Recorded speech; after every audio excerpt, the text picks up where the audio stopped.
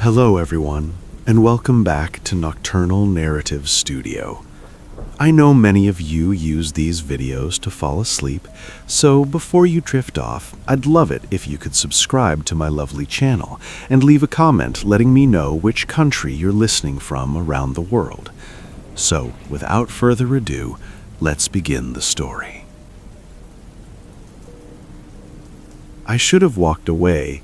That's the sentence that still comes to me in quiet moments, the ones right before sleep when my mind drifts back to that job. At the time, though, walking away didn't feel like an option. I'd been laid off for almost 6 months, burning through savings, dodging calls from creditors, lying to friends about freelance opportunities. So when I found the listing, Night Operations Associate, Historic Cemetery Services, I ignored how vague it was. I focused on the hourly rate instead. It was nearly double what I'd made before. Benefits. Immediate start. No interview beyond a background check and a signature. The money wasn't worth it, but I didn't know that yet. The cemetery was massive, older than the city itself, sprawled across rolling hills and stone-lined paths. On my first day, I was escorted through the administrative building by a woman named Karen from HR. She spoke in the calm, practiced tone of someone who'd explained the same thing too many times. She handed me a thick binder labeled Standard Night Procedures and emphasized confidentiality more than once. "This is a sensitive site," she said. "Families expect discretion." I met the rest of the night staff in the break room. There were 6 of us. Everyone looked tired in a way that felt deeper than lack of sleep. Small talk was polite but guarded. Complaints about coffee, jokes about the hours. No one asked me why I'd taken the job. That alone should have told me something. Training was procedural and strangely technical. We learned gate schedules, radio codes, GPS boundary markers. There were strict protocols about which paths could be used after dark and which sections were restricted without written authorization.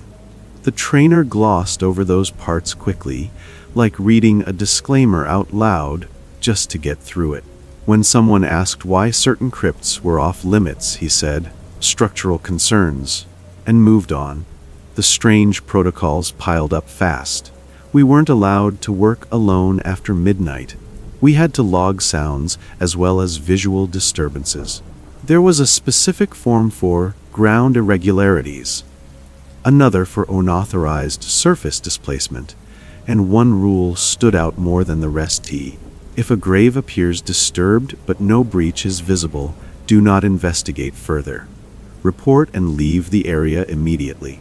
That didn't sound like vandalism policy. The coworker warnings came quietly.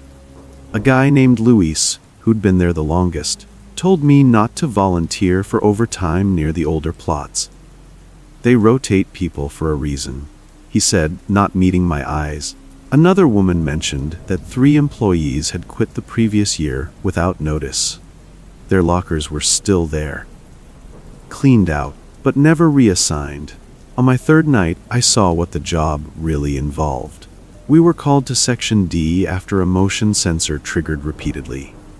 The ground near a family mausoleum looked wrong, sunken in places, raised in others, not broken, worked, as if something beneath it had shifted carefully, deliberately. When we approached, my radio crackled with a code I hadn't learned yet. My supervisor's voice came through tight and controlled. "Log it. Mark it. Do not engage."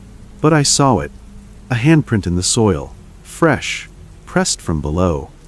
That's when it hit me that this wasn't maintenance. It was containment. They made it clear that quitting wasn't simple. My contract included penalties I couldn't afford, legal language dense enough to drown in. When I confronted management, they didn't threaten me outright. They didn't have to. They just reminded me how much I'd signed away. My silence. My time, my liability. I stayed 2 more weeks. I logged things I don't talk about. I followed rules that still don't make sense. I learned which sections smelled like wet earth, even in drought. I learned not to look too long at certain headstones, especially the ones without names. I got out eventually. I won't say how. But I can't work nights anymore. I can't walk through cemeteries without feeling watched. And no matter where I go, every job application I submit comes back flagged, ineligible for rehire due to confidentiality breach. My career never recovered. And sometimes, when I wake up, my hands smell like dirt. I should have known better. That was the thought looping through my head as I stood alone in my Aunt Margaret's house, surrounded by boxes that smelled like dust, old paper, and something faintly metallic. She'd died quietly in her sleep, the way people say they hope to go, but nothing about what she left behind felt peaceful. She had no children, no spouse, and very few friends. That left me, the niece who called on holidays and sent cards but never asked too many questions, to inherit what remained. The property was part of it. A narrow, sagging house at the edge of a small town I barely remembered visiting as a kid. What surprised me was the land deed folded neatly into the will. Along with the house, I inherited custodial rights to a family plot in a nearby cemetery. The lawyer had said it casually, like it was a sentimental extra. Your aunt was very particular about it, he told me. She wanted it kept in the family. At the time, it sounded harmless, respectful, even. The initial exploration felt like any other estate cleanup. Closets full of outdated clothes, drawers stuffed with receipts and rubber-banded letters. But as I moved deeper into the house, the normal clutter gave way to something else. Boxes labeled with dates instead of contents. Shelves stacked with ledgers instead of books. And everywhere, were references to the cemetery. Maps, hand-drawn ones, layered over official layouts. Photographs of headstones taken at night, dates circled in red ink. Small cloth bundles tied with twine, each tagged with a grave number. I told myself they were research materials, part of some hobby she never talked about. My aunt had always been eccentric, quiet, private. The signs were all there. I just didn't recognize them for what they were. The first manifestation happened that same night. I was sleeping on the living room couch when I heard the sound of soil shifting. Not outside, inside the house. A soft, granular scrape, like dirt being poured slowly onto a hard surface. I sat up, heart racing, but the sound stopped immediately.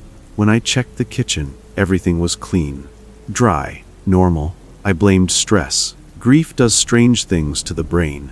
Over the next few days, more coincidences piled up. I'd find dirt under my fingernails when I woke up. My shoes would be muddy even though I hadn't gone outside. Once, I caught the smell of wet earth drifting through the house, strongest near the back door. Each time, I explained it away. Old house, poor insulation. My imagination filling in gaps. The research phase started because I needed reassurance. I took one of the ledgers to the local library. The librarian, a woman who'd clearly lived in town her whole life, grew visibly uncomfortable when she saw the name inside. She asked me where I'd gotten it. When I told her, she pursed her lips and said my aunt had been deeply involved with the cemetery. Not officially, not publicly, but everyone knew she handled things no one else wanted to deal with. Unmarked graves, disturbances, returns. That word stuck with me. At home, I read deeper. The ledgers weren't records, they were logs, dates of burials followed by notes weeks or months later. Movement observed, a soil displaced, a containment reinforced. My aunt hadn't just been maintaining graves, she'd been monitoring them. That night, the knocking started. 3 slow knocks from beneath the floorboards. Always at the same time, 2:17 a.m. I tried sleeping with the lights on. I tried leaving the radio playing. Nothing stopped it. And each night, after the knocking ended, I felt an overwhelming sense of expectation. Like something was waiting for me to respond. If only I had listened to the part of myself that told me to leave. Instead, I drove to the cemetery. The family plot sat at the far edge, bordered by trees that blocked out most of the light. The headstones bore names I recognized from childhood stories, relatives no one talked about anymore. The ground looked uneven, as if it had been disturbed repeatedly over the years. In the center was a newer stone, my aunt's. Behind it, half hidden by weeds, was a metal hatch set flush into the earth. Opening it felt like crossing a line I couldn't uncross. Beneath was a narrow chamber reinforced with concrete, walls etched with symbols I recognized from her notebooks. Inside were personal items, wallets, rings, scraps of clothing, laid out like offerings. Proof that whatever she'd been doing, it wasn't symbolic, it was practical. The escalating activity followed quickly after that. The knocking grew louder. The dirt under my nails turned into bruises on my palms. I started waking up standing in rooms I didn't remember walking into. Once, I found muddy footprints leading from my bed to the front door, and stopping there, as if something else had taken over from that point. Desperate, I tried to stop it. I sealed the hatch. I burned some of the ledgers. I even contacted a local priest, who took one look at the materials and refused to come back. "Your aunt made arrangements," he said, "and now they're yours." That was when I understood the inheritance. She hadn't passed down property. She'd passed down responsibility. Now, every night at 2017, the knocking comes from beneath the ground at the cemetery as in beneath my house. The same rhythm, the same patience. I go there regularly, just like she did. I reinforce what needs reinforcing. I log what I observe. I can't leave. I've tried. The land doesn't let its caretaker go. And someday, when I die, someone else will inherit what I couldn't escape. The isolation wasn't optional. That's the part people don't understand when I try, carefully, to explain why I stayed as long as I did. The contract was explicit during severe winter conditions. The grounds must remain continuously monitored. Hawthorne Ridge Cemetery sat too far out for emergency response once the roads iced over, and I was the only caretaker foolish enough to accept the seasonal posting. If the snow came early, I was required to stay on site until conditions improved. No exceptions. No relief staff. No visitors. When the storm hit, it hit fast. Within a single afternoon, the road disappeared under white drifts and fallen branches. Cell service vanished. The radio crackled once and went dead. I logged the conditions in the main ledger. Wind speed, temperature, visibility. Still calm. Still professional. I told myself it would be a few days at most. I had supplies, a heated caretaker's cabin, a generator. I wasn't helpless. At first, it almost felt peaceful. The routine settled in quickly. Morning perimeter check. Afternoon maintenance inside the mausoleum corridors. Evening log entries by lantern light. The silence outside was deep and total, the kind that presses against your ears until you stop noticing it. Inside the cabin, everything worked the way it should. The clocks ticked. The kettle whistled. The generator hummed like a heartbeat. I slept better than I expected. That false sense of safety lasted about a week. The first subtle change was time. I wore a wristwatch out of habit, even though there was nowhere to be late to. One morning, I woke up convinced I'd overslept, sunlight already fading, sky tinged with orange. My watch read 16:40 p.m. Panic spiked until I checked the wall clock, 8:12 a.m. The watch was slow. I reset it, made a note in the logbook, and moved on. The next day, it happened again. Only this time the watch was ahead. Objects started shifting slightly after that. Not dramatically. Nothing you could point to with certainty. A chair angled differently. My gloves left on the table instead of the hook. The logbook not where I remembered placing it. I blamed cabin fever. Isolation plays tricks on the mind. I'd read enough studies to know that. The sounds came next. At night, long after the generator shut down, I heard footsteps crunching through snow outside the cabin. Slow, measured. They always stopped at the door. I never heard them leave. Each time I stayed in bed, heart racing, telling myself it was thermal expansion. Trees shedding snow, my brain filling in gaps with familiar patterns. That's when I started doubting my own memory. I kept meticulous logs, always had. Dates, times, observations. One evening, flipping back through the book, I found entries I didn't remember writing. Same handwriting, same pen. Notes about movement near section C and repetition observed. The language felt like mine, but colder. More certain. I checked the calendar on the wall. I'd crossed off days carefully since the storm began. Except now, some days were marked twice. Others skipped entirely. According to the calendar, it was January 19th. According to my logbook, I'd been there until February. I laughed out loud then. A sharp, brittle sound that echoed too long in the cabin. Sleep deprivation. I told myself. That was all. I decided to verify something external, something I couldn't misremember. The outside confirmation came the next morning. Footprints, fresh ones. They started at the edge of the tree line and wound through the cemetery paths with deliberate care, avoiding headstones, stopping at certain plots longer than others. They circled the cabin once, twice. Then stopped directly outside my bedroom window. They were barefoot. I confronted it that night. I don't remember deciding to.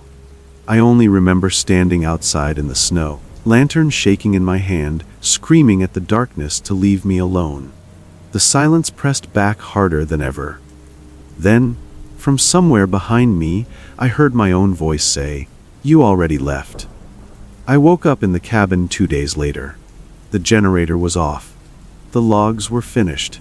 Entries written neatly up to the date the rescue team found me. They said the roads had cleared weeks earlier, that they'd tried to reach me, that I hadn't responded. I'm home now. But my watch still loses time. My calendars don't line up, and every night, just before sleep, I hear footsteps stop outside my bedroom door. They never leave. Because I don't think the isolation ever did. I didn't mean to witness anything. That's the part that still feels unfair. I wasn't trespassing, wasn't looking for trouble, wasn't chasing a story. I was driving home late, took a shortcut past Briarwood Municipal Cemetery because traffic was backed up on the main road. I'd driven that way 100 times before. That night, I noticed lights moving between the graves, too organized to be kids, too deliberate to be animals. I slowed down, curiosity outweighing caution, and that's when I saw the ground open. Not metaphorically, literally. A section near the older plots had collapsed inward, like a sinkhole, exposing a concrete chamber beneath. Men in reflective vests stood around it, radios clipped to their shoulders, speaking in low, precise tones. One of them climbed out of the opening, covered in soil, carrying something wrapped in canvas. It shifted as he moved. That's when I stopped the car completely. Someone noticed me almost immediately.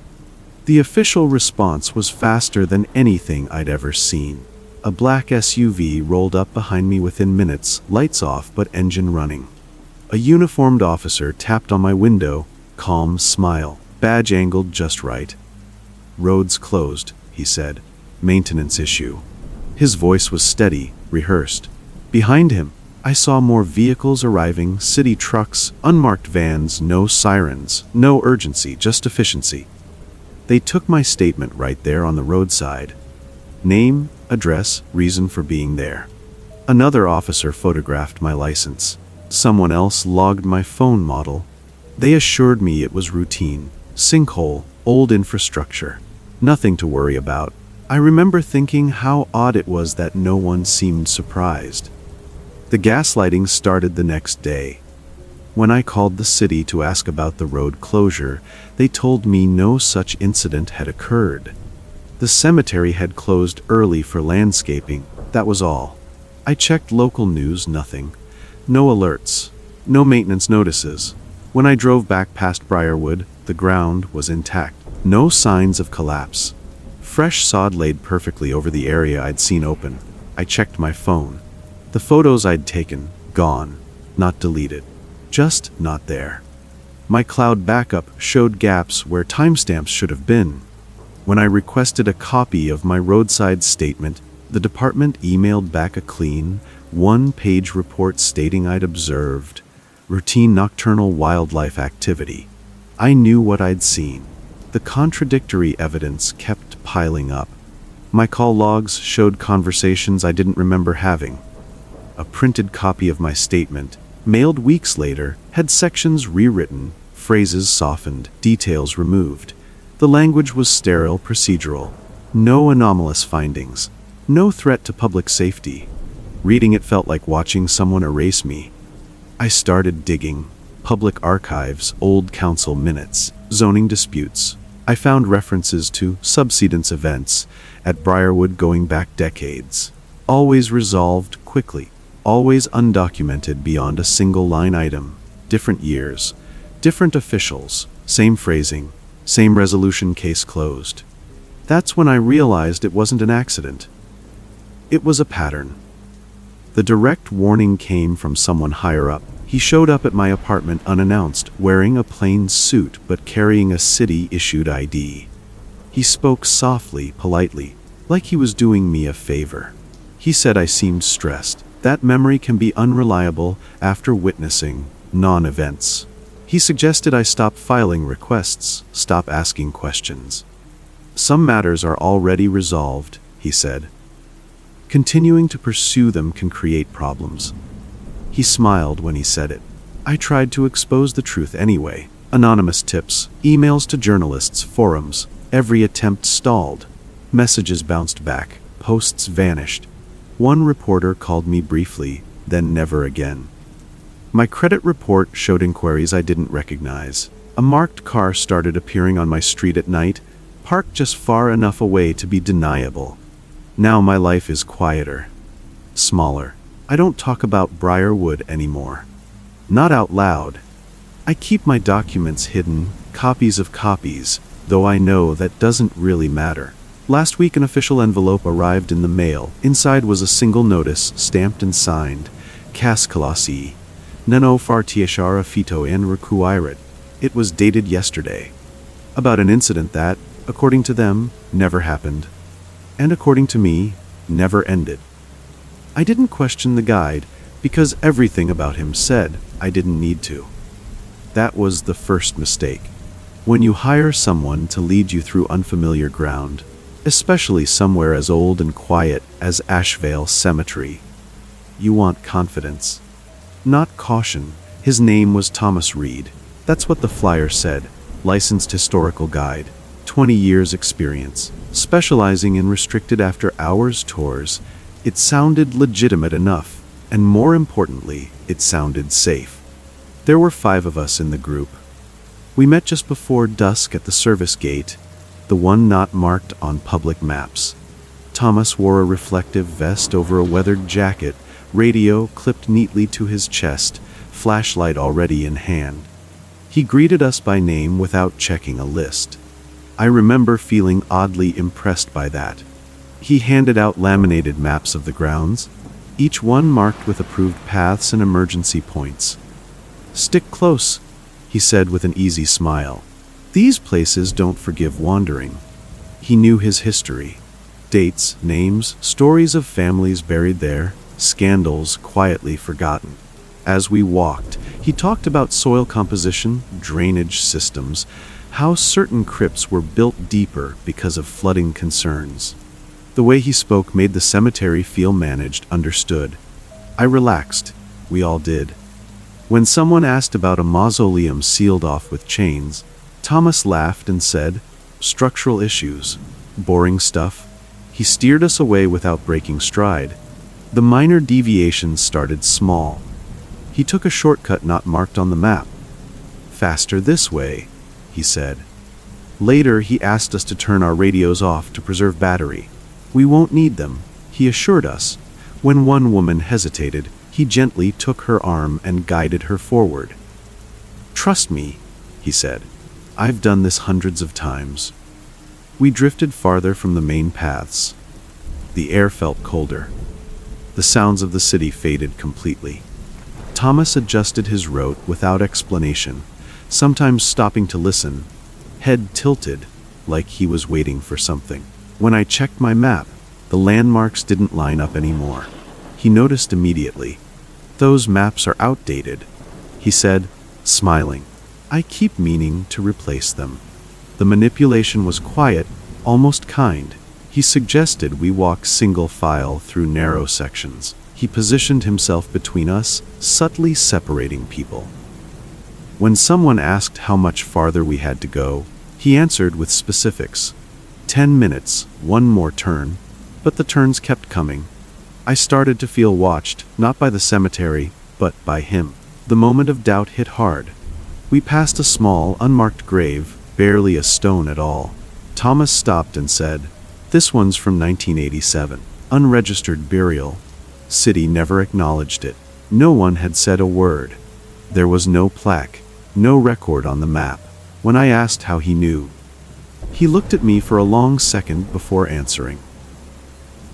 "You pick things up when you've been around long enough." That's when I noticed his radio wasn't on the same channel as ours had been. It wasn't on any channel at all. Just static. And yet, he kept glancing at it, nodding slightly, like he was receiving instructions. The revelation came too late. We reached a clearing where the ground dipped sharply, forming a natural bowl. Thomas stopped, turned to face us, and for the first time, his smile didn't reach his eyes. "This is where I leave you," he said softly. Behind him, I saw movement, shapes shifting at the edge of the light. He hadn't been guiding us through the cemetery. He'd been delivering us to it. I don't remember the confrontation clearly. There was shouting. Someone ran. Flashlights dropped. I remember grabbing my map and realizing the emergency points had been scratched out, replaced with symbols I didn't recognize. I remember Thomas stepping back, calm as ever, saying, "It's easier when they trust me." I escaped by accident, slipping down a slope, hitting my head, crawling until I found a service road. The police later said the rest of the group had wandered off. No guide, no records, no Thomas Reed in their system. Last week, I saw a flyer taped to a bulletin board downtown, same name, same photo, trusted guide. After hours cemetery tours available. And this time, the number was different, which means he's still working, and people are still trusting him. The routine was explained to me on my first day, as if it were nothing more than housekeeping. That should have been the warning. When someone tells you something strange in a calm, practiced voice, it slips past your defenses. You don't argue with normal. You absorb it. Every morning at Hawthorne Vale Cemetery, the gates opened at 7:00 a.m. sharp. Not 6:59, not 7:01. At exactly 7, the east gate was unlocked first, then the south, then the west. Never the north.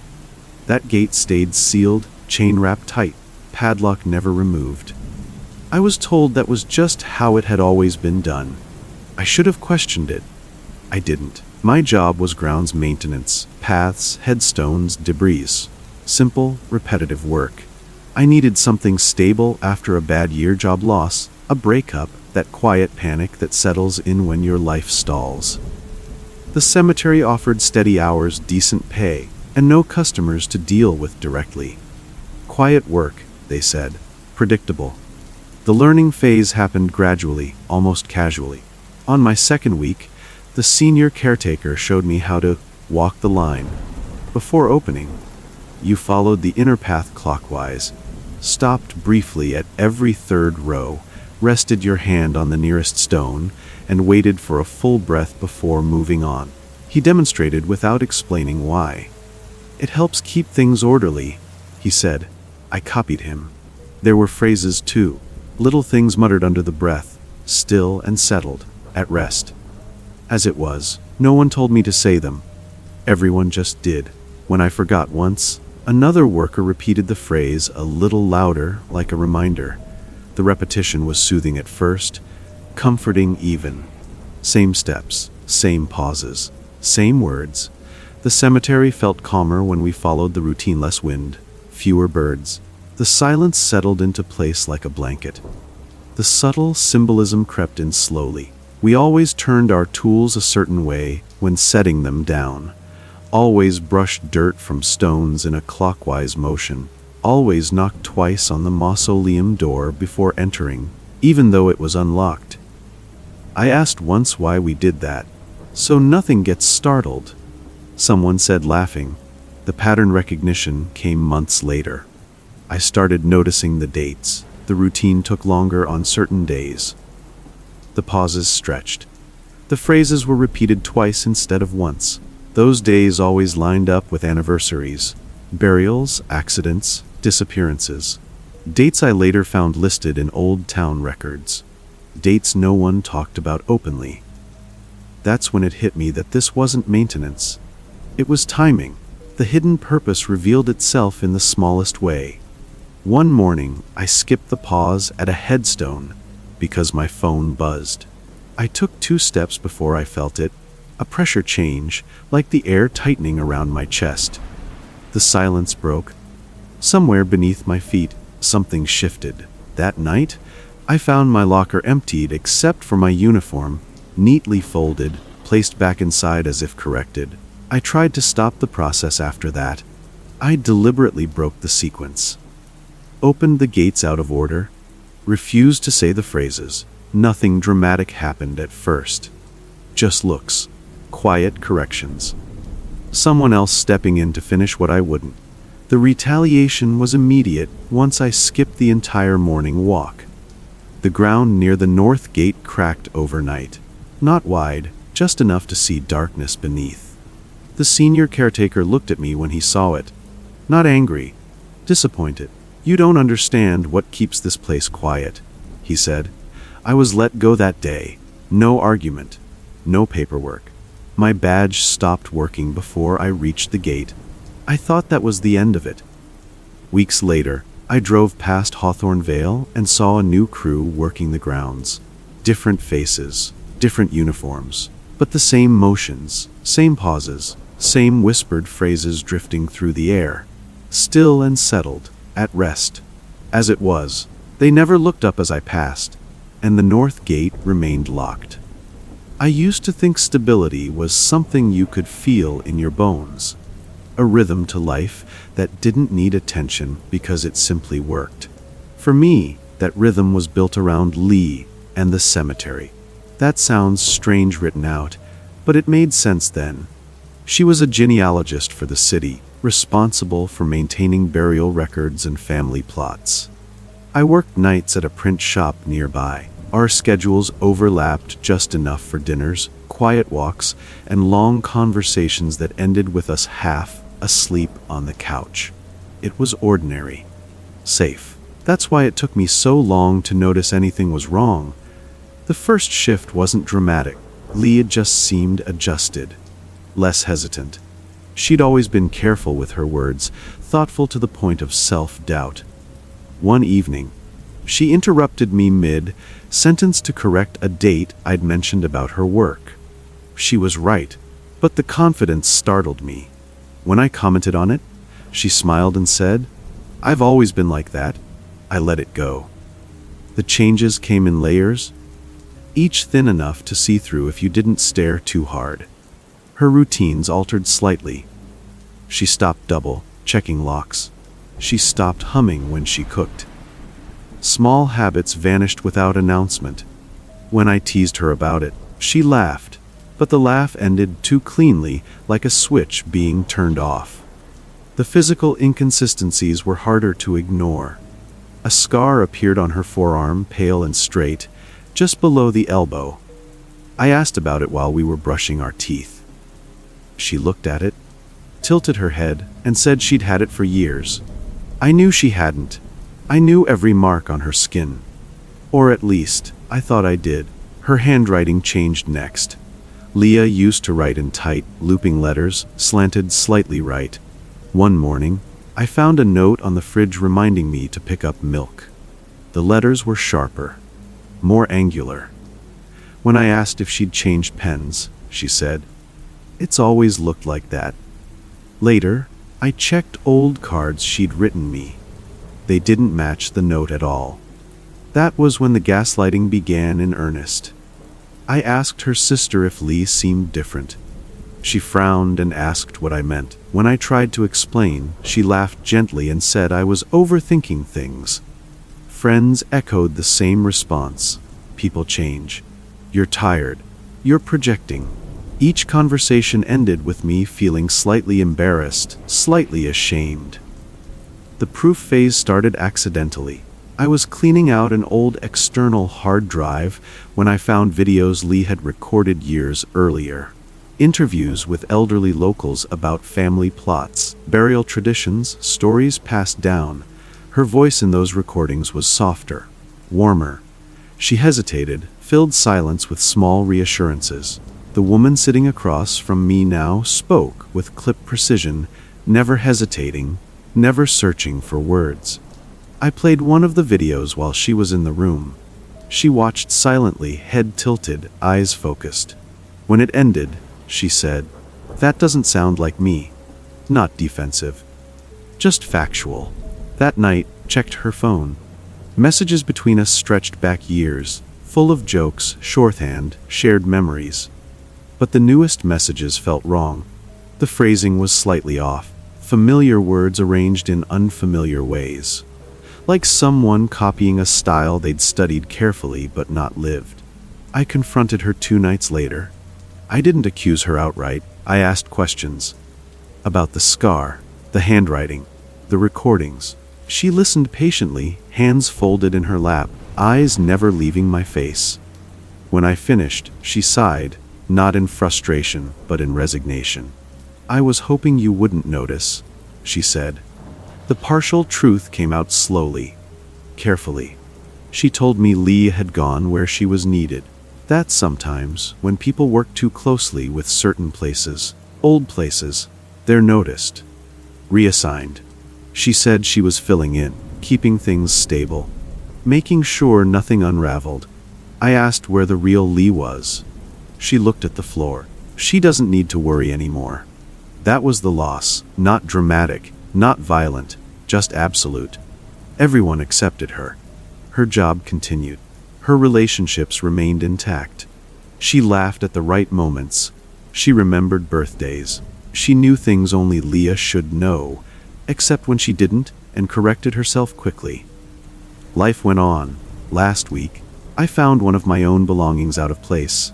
A notebook I always kept in my backpack, now sitting on the kitchen table. Open. Blank. The pen beside it wasn't mine. She noticed me staring and smiled. "You've seemed tired lately," she said. People change when they're around the cemetery too much. That's when I realized the routine hadn't ended. It had just moved on. And I don't think I'm the only one being prepared.